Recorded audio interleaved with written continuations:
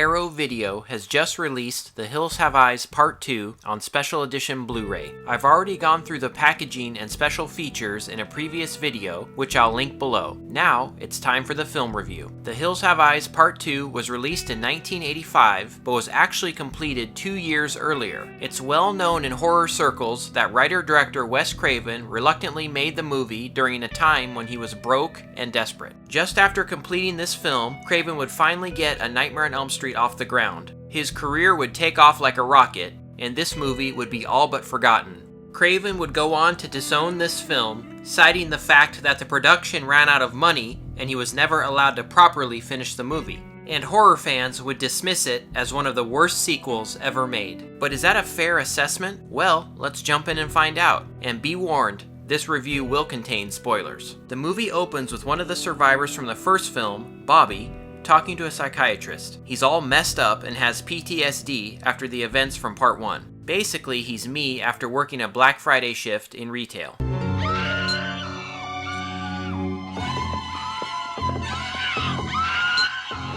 We get a brief flashback, and this is one of many criticisms of the film. It's true, there are some flashbacks spread throughout the first act of the movie. And guess how long they are? A whopping 5 minutes. People always piss and moan about all the flashbacks, and yet they total 5 minutes out of a 90-minute movie. It's 5 minutes. Why are people freaking out over this? So Bobby is now with Ruby, another survivor from the first film. She was the daughter of the cannibal clan and helped save Bobby's family from her own demented family. She now goes by Rachel, and she and Bobby have kept her true identity from their friends. So they've created a new super fuel that they want their biker friends to show off at a race. Well, it just so happens the big race is taking place near the same desert where Bobby's family was slaughtered 7 years earlier. Next up, we're introduced to the characters. There's Cass, who looks a lot like Arnold's girlfriend from Twins.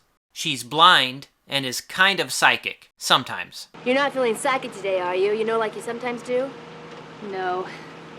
Her boyfriend Roy, who we all know as Nick from Friday the 13th Part 7, The New Blood. There's Hulk, who seems like he might have a thing for Ruby, at least that's the impression I got, but it's never really explored. Foster and Sue, or Cassidy Yates from Deep Space Nine as I know her, and Jane and Harry, who spends most of his scenes screwing around and playing jokes. And of course, Beast, returning from the first film. Beast is included in a truly legendary scene in the history of cinema, the dog flashback.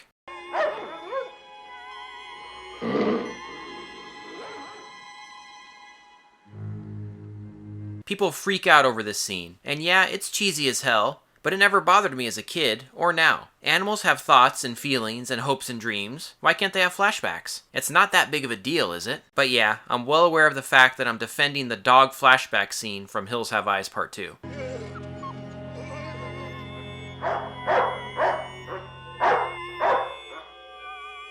So Bobby bails at the last minute and decides to stay behind. It's an interesting choice having one of the stars from the first film stay behind. The group load up onto a bus and head out across the desert. They are on a tight schedule to make it to the races in time. We are then treated to one of the laziest plot devices in history. Oh, shit. What, Foster? Don't forget to set your clocks ahead 1 hour, and don't be among those who are late for work Monday, because today ends daylight savings time. I can't believe it. None of us remembered that. So like 8 people forgot about daylight savings time? I mean, these were the days before cell phones that automatically adjust the time for you, but it's pretty lazy. This is really the first sign that Craven was just going through the motions with this screenplay and film. And yet it is sort of charming in a cheesy 80s horror way. So you know what comes next, right?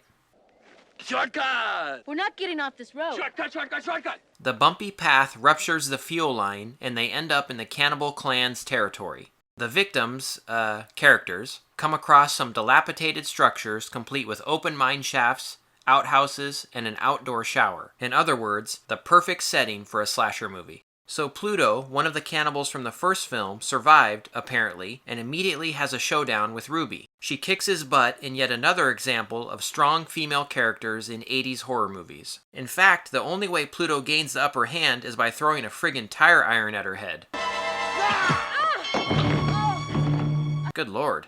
Of course, no one believes Ruby when she tries to tell them what happened. She even comes clean about her past, but the clueless kids don't take anything seriously. So Pluto ends up stealing a bike while Roy and Harry take off in pursuit. We're definitely a long ways from the terrifying original film, but that's okay. Get that fucker! The rest of the movie has the characters splitting up and being offed by the Reaper, Pluto's uncle. He's referred to as Papa Jupes from the first movie, Big Brother. We all know that Papa Jupe was said to be the only child from the first film after murdering his baby sister. Another sign of Craven's laziness with the script? Well, yeah, but I always figured Reaper was another cannibal freak that the original family came across and sort of adopted into their own family. Yeah, it's convoluted, but whatever. There's a lot of fun to be had as the characters are killed off by Reaper and various booby traps. Look out! But another criticism, of course, is the fate of Ruby. She hits her head on a rock and is not seen again for the rest of the movie. In reality, her character was supposed to die in this scene by falling into a pit of spikes. But the actress refused to film the scene, and Craven eventually agreed, with the idea of filming her return later on. But later on never came when the film ran out of money, so we're left with a disappearing character, unfortunately. I always assumed that she lived and was reunited with the survivors later on, but actually there was a lot of blood on that rock. I suppose it can be left to the viewer whether she lived or died, but it does kinda suck that it's left up in the air. It's a piece of criticism that's been leveled against this film that I actually agree with. The climax between Cass and the Reaper has a lot of good stuff. One scene has her in the bowels of the creepy mine where the cannibals store the corpses. She feels around, touching mangled bodies and body parts.